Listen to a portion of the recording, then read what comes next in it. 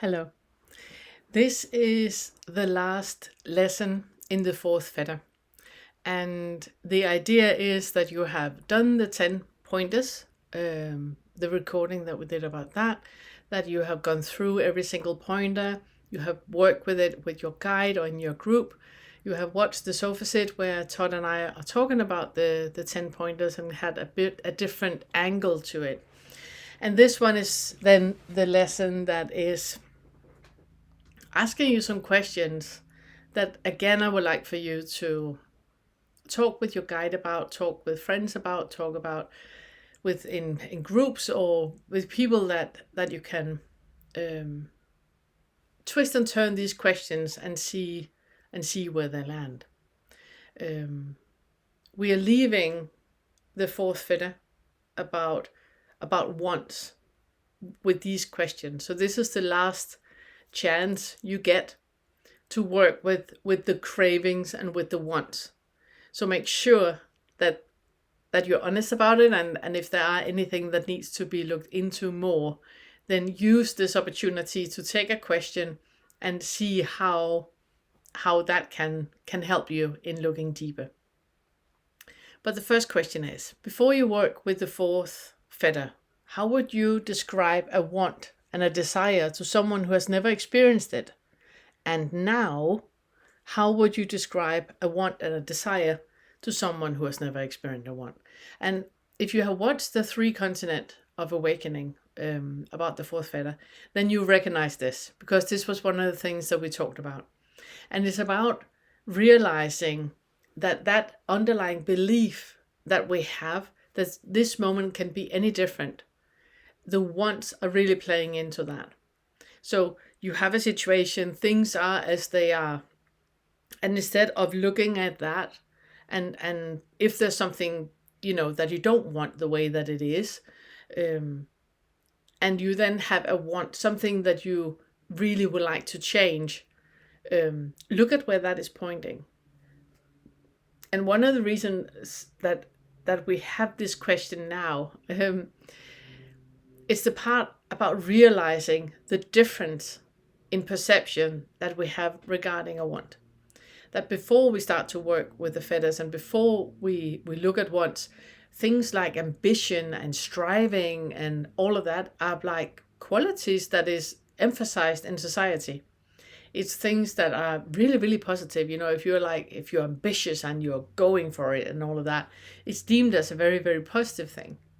Where in reality, it's a situation where something is in the moment in a way that you do not want. And you are changing the feeling of how it feels to be right now in a way that you don't want it. And you change that with a fantasy of something that can be better, something that can be improved in the future. Where reality is that nothing can change this moment the way that it is right now. And we don't have the agency that we pretend that we do and that society is telling us that we actually have. We don't have that control. We don't have that agency to change anything in the future. It's a multitude of things out of our control, out of anyone's control, that is simply happening, that makes things possible or not possible. And that becoming aware about that delusion is one of the things that happens when you see through the fourth fetter. So really ask yourself, before you even heard of anything about fetter work, how did you see wants and cravings? What was your attitude towards it? And write it down. Really look into where you were and where you are at right now. And the second part of the question is, where now, when you talk to people about craving and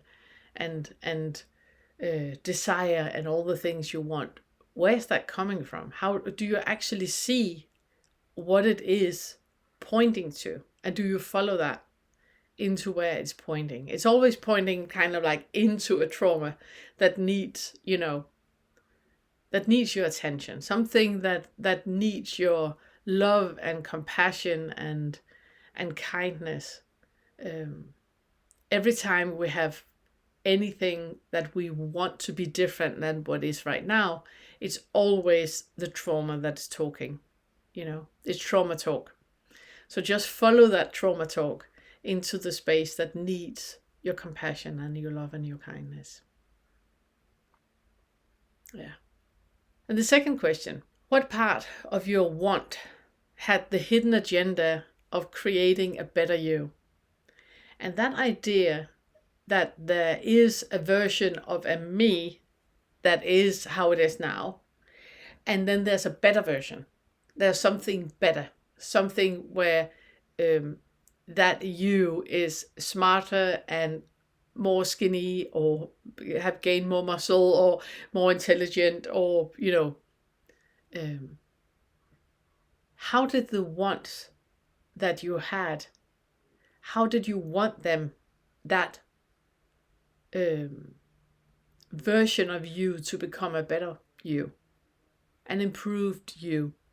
Oh, with 48 million, then my life would just be great. With a better education, then my life would just be great. What was it that gave you that idea that there is a better you, that there is something that can be improved of what is right now?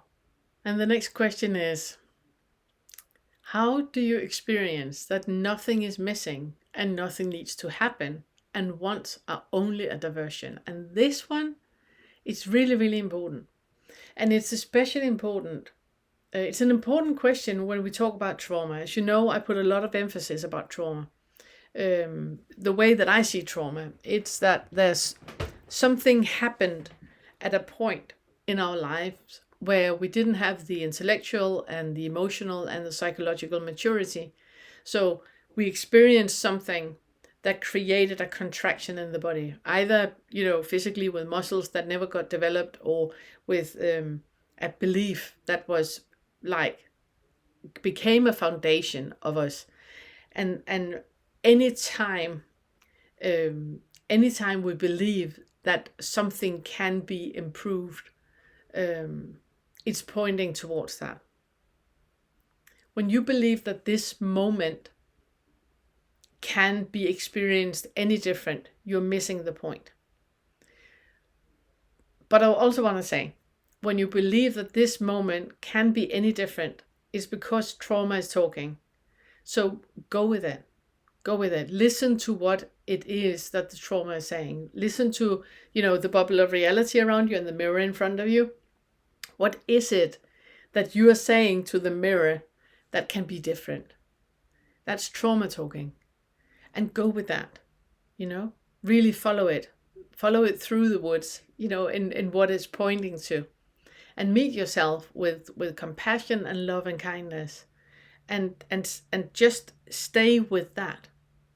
Whatever underlying feeling you have of fear and guilt and shame, just stay with that. Allow it to grow bigger and bigger and bigger. Detach the thought, the label about fear and guilt and shame, and just sit with the body.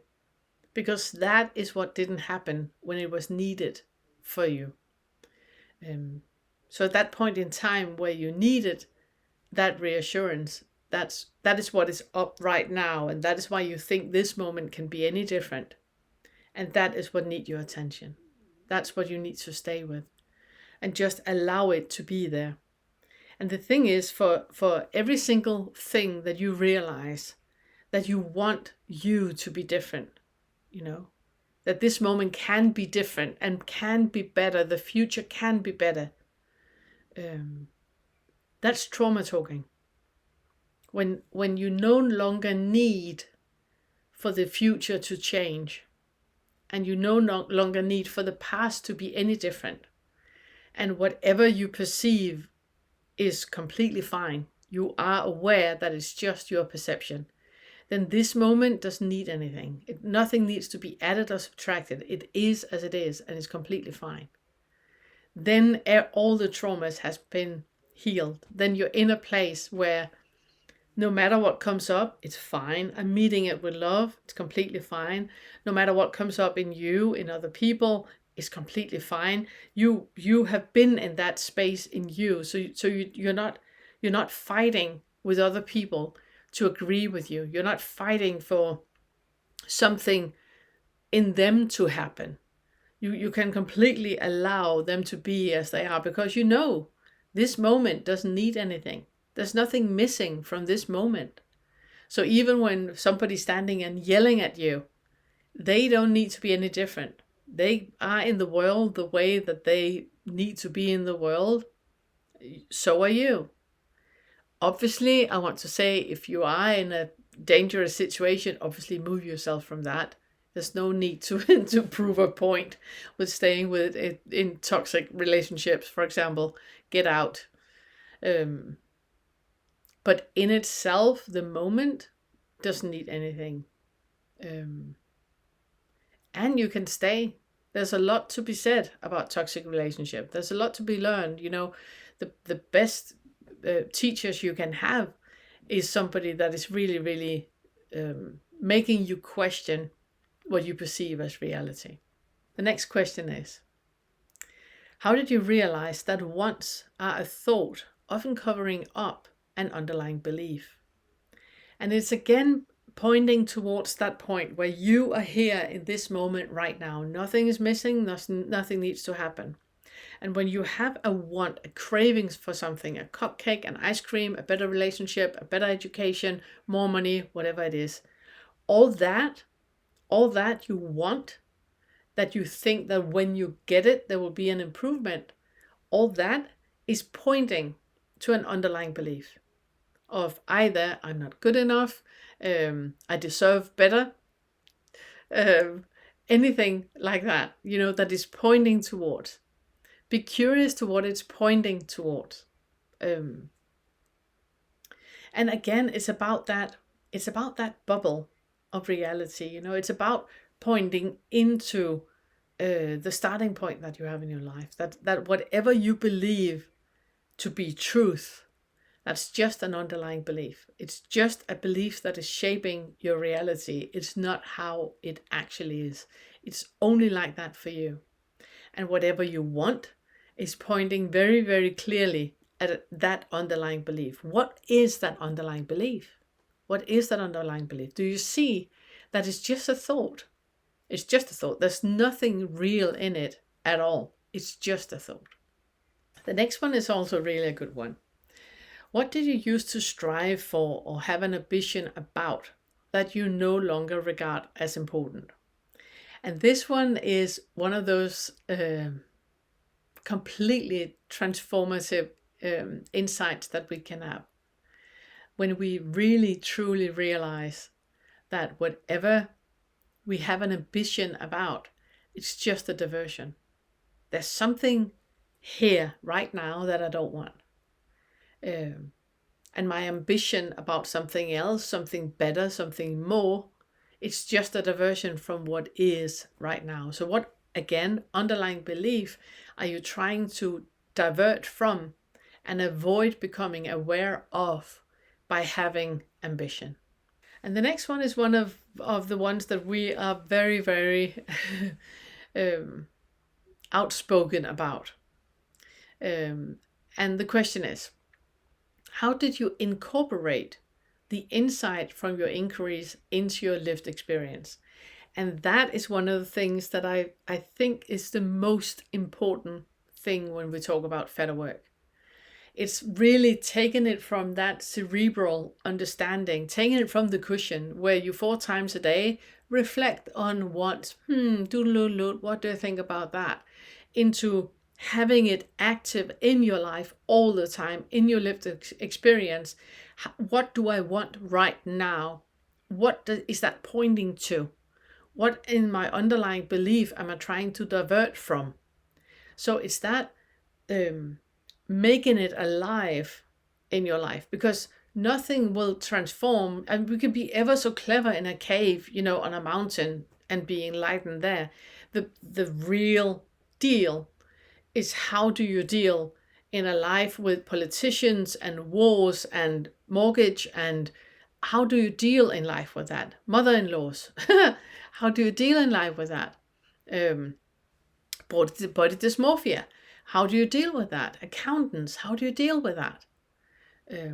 In your lived experience, in your real life, how did you incorporate everything you have been taught about the awakening curriculum? How have you incorporated that into your life? So it's actually having a transformative effect in your life, instead of you just knowing something about it. Oh yeah, I remember and I know about the awakening curriculum. I want you to live it. We want you to really questioning and live it. And it's also why we're talking about having all the groups and all the guides and all of that. It's so important for you to truly become aware of what the fetters actually are. How do you identify? What is your attachment to wants? What is your attachment to the routines? What is your attachment to doubt? What attachment do you have about it? Because in itself, it's nothing. It's nothing. It's all the identification and the attachment that makes it into something. And that's why it's so important to live it. It's not only 4 times a day, it's a full-time job. It's something you look at all the time because it's present in you all the time. The delusion is active in you all the time. So really, really look into how can you incorporate the insights that you have had into your life. Are you so wise and clever when you are in a group, but then you go out in traffic and with your family are a complete twat?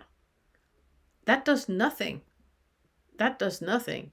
That is like, knowing something, but not really living it. That's like not knowing. We want you to live it. The next one is really important, and that's what I keep talking about when I'm talking about the trauma talks, and looking into what it is that the trauma is talking about. What is it that needs your attention right now? And the question is, when observing the feeling of craving, how did you discover any deeper needs or traumas that were asking to be heard or validated? And that's the whole point about traumas. We have the traumas, and we have experienced things in our lives that needs resolving. So you need to hear what it is that the trauma is calling out for. Anytime you're diverting a situation and saying it's their fault, or it's the money's fault, or it's my fear, anger, guilt, and shame, I can't move any further with it at all. All that is diversion. All that is diversion. There's a part of you that needs your attention. It needs your emotional maturity. It needs your intellectual maturity. It needs it needs you to acknowledge it, that it is as it is. And I'm not talking about like we're doing therapy where we're sitting and talking it and making a lot of something out of nothing. It's not what I'm talking about at all. It's just when you have that feeling of contraction in the body, somebody says something and you immediately go like, oh, it's that. Stay with that. Stay there. Stay there. Stay there. Don't go up in your mind and start to create a story about it. Away with that. Away with that. Just stay here. Stay here. What do you feel is happening in your body right now? I have a contraction in my solar plexus. I have a slight nausea. I feel like I can't breathe. Okay, stay with that. Can you be in a body that is slightly nauseated, that can't breathe? Stay here. Stay here. Stay here. You are an adult now. Whatever happened, it's over. Whatever you're trying to divert from, you don't have to. You can stay here, right here. You can just be with it. And then you are staying with the sensation in the body, detaching the thought and the label about what it's about. So it's not about shame. Away with that. Sit with the feeling in your body. And then just allow it to be there. Can you be with that? Can you stay with the feeling of shame? You don't have the label on it anymore. You just stay with the sensations in the body, allowing them to be as they are. Can you stay here? Just stay here. See where it takes you. Discover what is the underlying belief about this. Which things, which stories needs to be in place for this to be true. And you will find that there's no connection between the stories and the past experiences and you being here right now. You need to create a lot of stories that can glue one another together for that to be actual true. Can you stay with that? Can you stay with that? And then acknowledge the trauma. Let the trauma talk. Acknowledge it, that it's here right now. There's some part of you that has not been heard. Allow that and give it lots of love, lots of compassion, lots of kindness. I'm staying here right now. I'm here right now. It's completely fine. I can be with this. I can stay with this. And that is what you're doing. I also want to say that if you have the idea that something is shameful or something is, ugly, or you don't want to be like that, look into that. Look into the assumption that anything needs to be any different. And you will also find that nothing changes. The only thing that changes is that you have been in that room where that is happening. So if you have a feeling of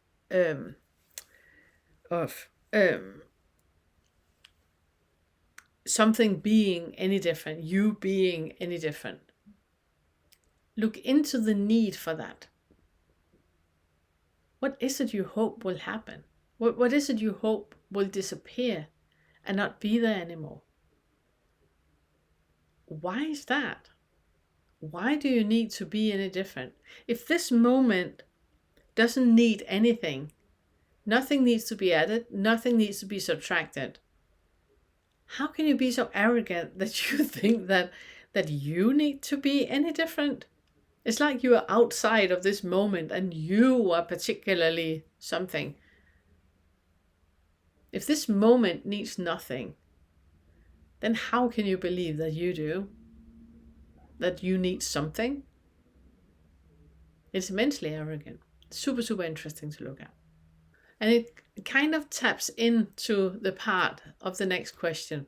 What underlying belief did you divert from by once? And it is looking at that. What underlying belief? I want 48 million, right? What am I diverting from by wanting that, having my focus out here? What am I diverting from? I'm diverting from a feeling of lack self-worth, low self-worth, from lack. I need to be different. But if I at least have 48 million, then I don't feel that. Then I'm complete. Then I can relax in life. And I don't want to feel that. I don't want to feel that fear. I don't want to feel that underlying anger or that underlying low self-worth. I don't want to feel that. So I'm diverting with all my plans and all my ambitions and all the things that I want of life and that I'm planning to do. When I'm out planning and doing and hoping and all of that, I'm not here. And that means that what is here is ignored. What happens is just that the body's going to dial up the volume. It's going to make everything even more. Because it needs to be heard. Trauma needs to talk. So listen to that. And really look into what it is you're diverting from. The next one is also a really juicy one. How were the wants connected to a concept of lack? And what is your current relationship with the feeling of lack? And this is another one that we talked about in 3 continents. That realizing that underlying feeling of lack that we have. And the crazy thing when we start to feel into that lack is that is a never-ending story. There's always another story coming and another story coming and another story coming. It's never ending. The feeling of lack is calling out for a story over and over and over and over. So to really stop that huge runaway train and just stay with a feeling of lack. Stay with the delusion that you even can be lacking, that you even can be any different than what you are, that there is something that can be improved. And just staying with that. If you're no longer running, then you're really, really discovering what you were running from. And that's that underlying feeling of lack, of you not being complete, of there even being someone that can be either complete or incomplete. And then just looking at where that is pointing. Can you be in a body that has a profound feeling of lack, that believes itself to be outside of this moment? When you know this moment can't be any different, how can you then be lacking? If nothing needs to be added to this moment for the moment to be perfect, how can you be lacking? How is that even possible? How does that even work? And the last question. How did you discover that craving and desire just a convenience falsehood? And I love that phrase that Todd that he has, where he calls it convenient falsehoods or convenient fallacies. Because it's exactly what it is. Wants are only here for one thing, and that is diverting your attention. Whenever you want something, it's only here to divert your attention. So slow down, slow way, way, way, way down. If this moment is as it is right now, then there's nothing you can want. It's pointing to something that is false. It's a fallacy. And it's a very convenient one because it is diverting your attention. So how did you discover that craving and desire is nothing but diversions? How did you become aware that any time you want anything, it's stopping? You need to stop. Breathe. Really make contact with your body. What is it right now that can be better than this moment? And then you will see completely clearly that it's nothing but a convenient fallacy. Thank you.